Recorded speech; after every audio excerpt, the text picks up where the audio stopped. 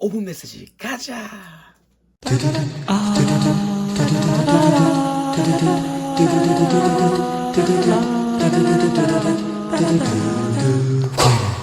네, 여러분 반갑습니다. 월요일은 뭐다?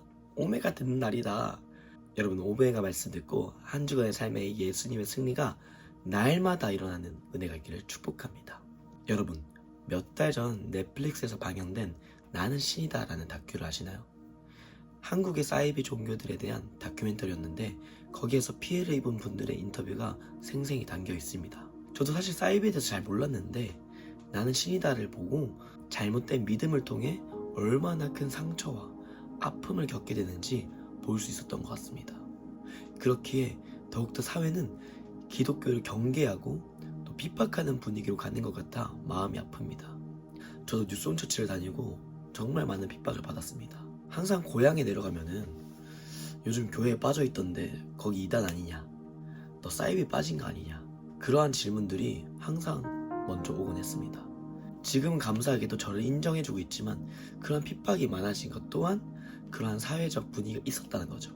다른 말로 즉 이단과 사이비가 현대사회에 더욱더 많아지고 있고 사회적으로 드러나고 있다는 것 같습니다. 성경에서 말하는 마지막 때의 모습을 보는 것 같습니다. 그렇다면 왜 사람들은 사이비와 이단에 빠지게 되는 걸까요? 바로 초자연적인 기적 체험을 가장 큰 예로 들 수 있을 것 같은데, 사이비의 교주에 행해지는 그 기적은 강력한 사단의 활동에 따른 거짓 기적입니다. 데살로니가 후서 2절에 바울 사도는 불법한 자에 대해서 이렇게 이야기하고 있습니다. 9절입니다. 악한 자의 나타남은 사탄의 활동을 따라 모든 능력과 표적과 거짓 기적과 불의의 모든 속임으로 멸망하는 자들에게 있으리니 이는 그들이 진리의 사랑을 받지 아니하여 구원함을 받지 못함이라. 이어서 마태복음 7장 22절에도 거짓 선지자들이 기적을 행하는 것을 볼 수 있습니다. 그날에 많은 사람이 나에게 말하기를 주님 우리가 주님의 이름으로 예언을 하고 주님의 이름으로 귀신을 쫓아내고 또 주님의 이름으로 많은 기적을 행하지 않았습니까? 할 것이다. 그때 내가 그들에게 분명히 말할 것이다. 난 너희를 도무지 알지 못한다. 불법을 행하는 자들아, 내게서 물러가라. 이러한 거짓 기적을 행하는 거짓 선지자들에게 예수님은 나는 너희를 도무지 알지 못한다. 불법을 행하는 자들아, 내게서 물러가라 라고 말씀하십니다. 오늘 본문인 2절에 이렇게 나옵니다. 많은 사람들이 그들을 본받아서 방탕하게 될 것이니 그들 때문에 진리의 길이 비방을 받게 될 것입니다. 또 그들은 탐욕에 빠져 그럴듯한 말로 여러분의 호주머니를 털어갈 것입니다.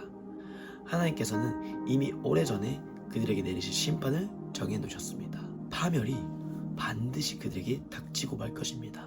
이렇듯 선지자들을 통해 마음의 상처뿐만 아니라 내 호주머니가 털리게 된다고 말합니다. 주님은 분명하게 거짓 선지자들에게 파멸을 준다고 합니다. 저는 오늘 여러분에게 말하고 싶은 메시지는 이것입니다. 기적이란 하나님이 우리에게 주신 선물이 맞습니다. 그러나 그 기적이 우리의 목적이 되어서는 안 된다는 것입니다. 예수님의 사역 가운데 기적을 행하시고 베드로도 성령을 받자 안진뱅이를 일으키는 기적을 행하는 것을 볼 수 있습니다. 하지만 기적의 중요한 역할은 예수님께서 구원자이고 그분이 하나님이라는 사실을 증거하는 것입니다. 그리고 예수님의 가르침을 확증하는 역할을 해요. 기적은 예수님의 가르침을 보조하는 수단이었습니다. 예수님은 사람들이 기적에 관심을 갖는 것을 경계하셨어요.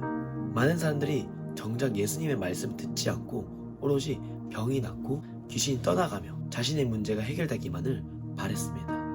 예수님께서 이 부분에 대해서 지적하자 많은 사람들이 예수님을 떠났어요. 사실은 그 기적을 통해 사람이 변하지 않기 때문입니다. 우리의 변화는 사실 어떠한 기적이 일어나야 하는 것이 아닙니다. 이것을 출애굽한 이스라엘 백성들을 보면 알 수 있습니다. 애굽에서 10가지의 기적을 보고 홍해가 갈라지는 그 기적도 보았고 낮에는 구름 기둥으로 밤에는 불 기둥으로 그들을 인도하시며 만나와 메추라기를 주어 굶주린 배를 채우시고 바위에서 물이 샘솟게 하여 그들의 목을 축이게 하셨습니다. 정말 수많은 하나님의 기적을 경험했지만 결국 돌아간 것은 뭐였습니까? 금송아지를 만들어서 우상을 숭배하는 것이었습니다. 예수님의 12제자도 마찬가지였습니다. 제일 가까이서 예수님의 기적을 경험했던 제자들이었지만 정작 예수님의 십자가에 못 박히자 예수님을 부정하고 떠나버렸습니다. 인간은 기적을 본다고 해서 바뀌지 않습니다. 하지만 우리에게 기쁜 소식이 있습니다. 우리는 이 죄로 말미암아 하나님은 우리가 변하지 않는다는 것을 아셨습니다. 그래서 예수 그리스도를 이 땅에 보내셨고 우리의 모든 죄값을 십자가 위에서 치르셨습니다. 그리고 3일 만에 부활하심으로 예수님이 우리에게 선물을 주셨습니다. 바로 성령님, 보혜사 성령님을 우리에게 주셨습니다. 예수님을 3번 부인했던 베드로는 오순절 성령을 받자 그의 인생에 변화가 일어나기 시작했습니다. 안진뱅이를 일으키고 3,000명을 회심시키는 기적의 사람이 되었습니다. 안진뱅이를 일으킬 때 베드로가 한 말을 한번 우리가 같이 보기 원합니다. 은과 금은 내게 없거니와 내게 있는 것을 내게 주노니 나사렛 예수 그리스도의 이름으로 일어나 걸어라. 사랑하는 교민 여러분, 여러분에게 기적이 필요합니까? 혹은 변화가 필요합니까? 그러면 이 복음을 믿으시길 축복합니다. 나는 예수 그리스도와 함께 십자가에서 죽었고 부활하신 예수 그리스도와 함께 나는 새로운 피조물이 되었습니다. 라는 그런 고백을 하길 축복합니다. 여러분은 예수 그리스도 안에서 주님의 능력을 선포할 때 여러분들의 모든 상황 가운데 변화가 일어날 것입니다. 마지막 때엔 날마다 새로운 피조물의 정체성 안에서 악한 영을 분별하시고 여러분들 삶 가운데 기도와 말씀의 부흥이 시작되길 축복합니다. 여러분 사랑합니다.